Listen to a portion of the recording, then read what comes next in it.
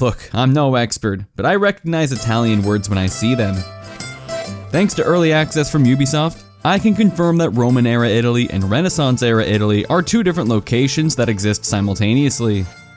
And Centurion and Gladiator's much younger cousin does in fact not wield a Phillips head screwdriver as was heavily speculated, but the long-awaited Rapier. Dex fans everywhere are rejoicing, sipping on the tears of the nerds obsessed with unseen digital bits. With 2 different armor sets and 3 variations each, Virtuosa can cosplay as a mischievous swashbuckler or a cop.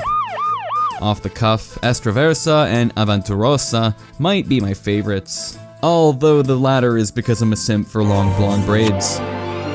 If you like the big floppy hat but you're not into redheads, well, good news, the alternate versions of each set alter the appearance slightly and unlock more color and material customization.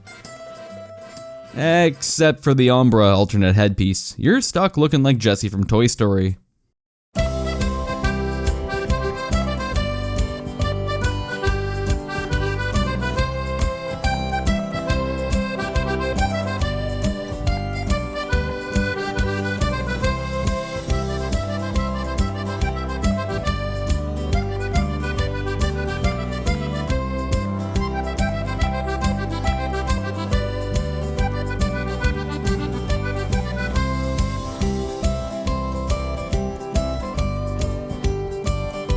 Mixing and matching armor even between sets is mostly a breeze, and you should never run into 2 Virtuosas who look the same, for better or for worse. One thing that did surprise me was her ornaments have a new location. No more forehead coins or awkward shoulder pads. We now have over-the-top lapel pins. Much like her Italian predecessors, Virtuosa is a showboat with a flair for, well, flair, evident in her finishers, emotes, and signatures.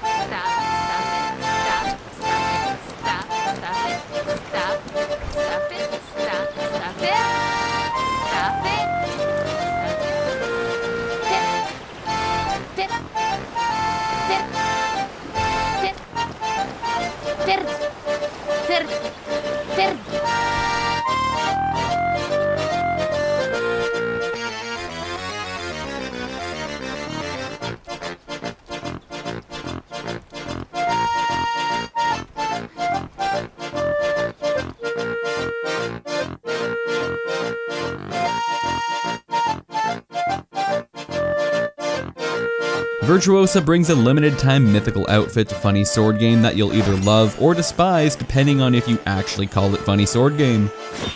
There's also a Fairy Wings outfit. For the fellow history nerds out there, as part of the Virtuosa's Brilliance limited time event, we can use a historical method for challenging someone to a duel as an emote and an execution.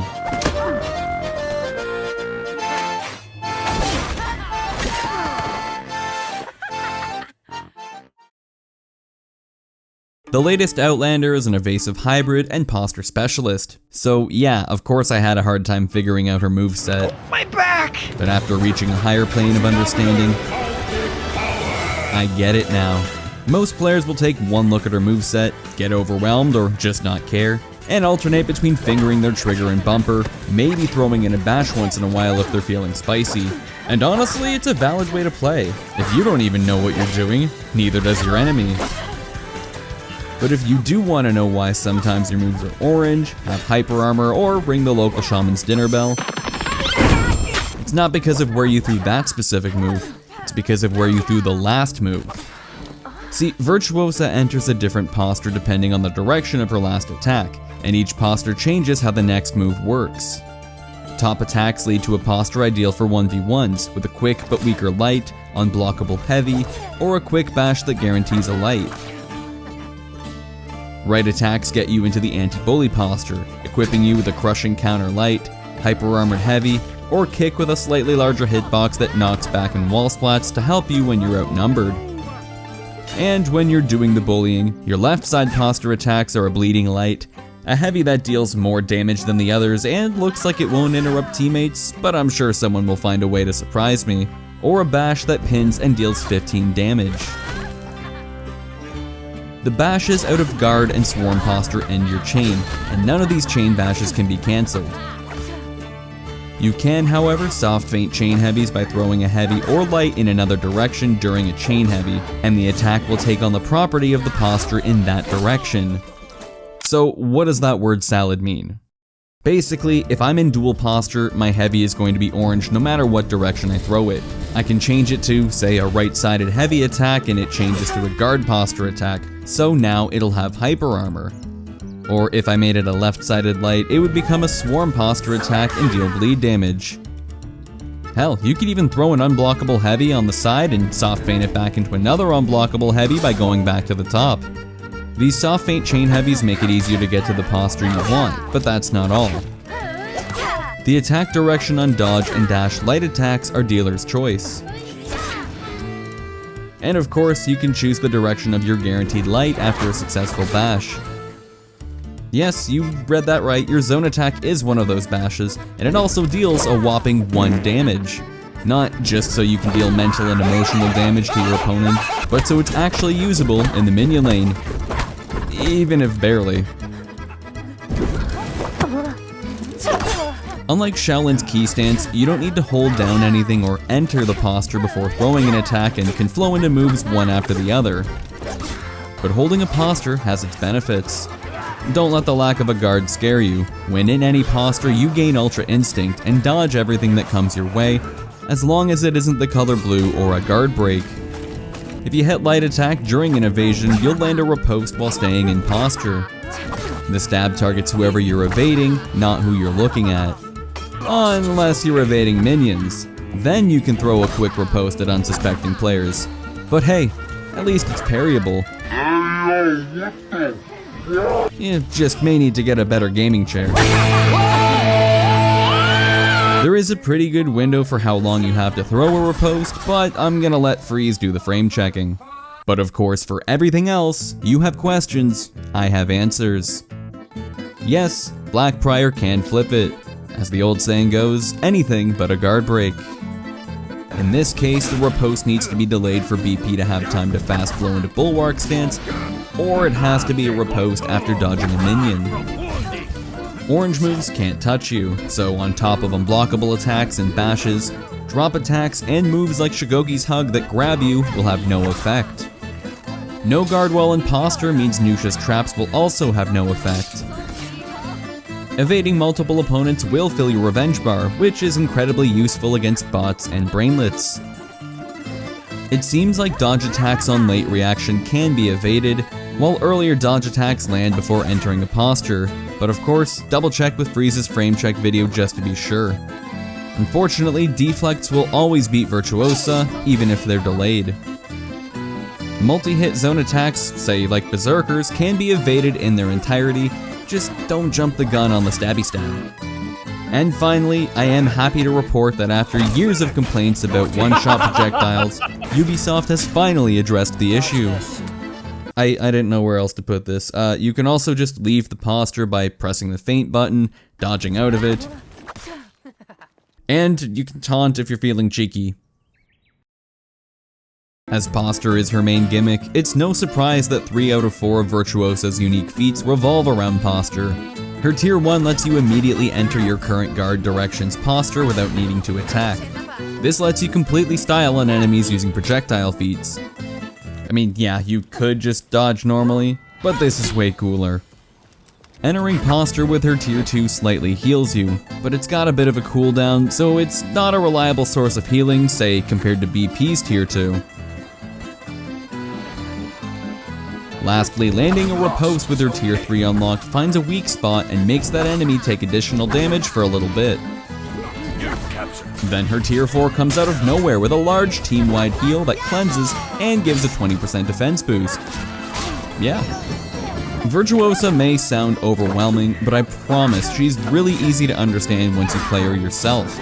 I, of course, can confidently say this during my voiceover, but we all know as soon as I'm in the middle of an actual fight, the knowledge will evaporate from my brain, and I'll return to Monkey, enacting the original strategy of outplay yourself, outplay the enemy.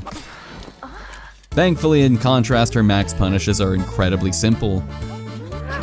Heavy parries give you a light or dash forward bash light, and light parries, guard breaks, and wall splats all net you a heavy of choice.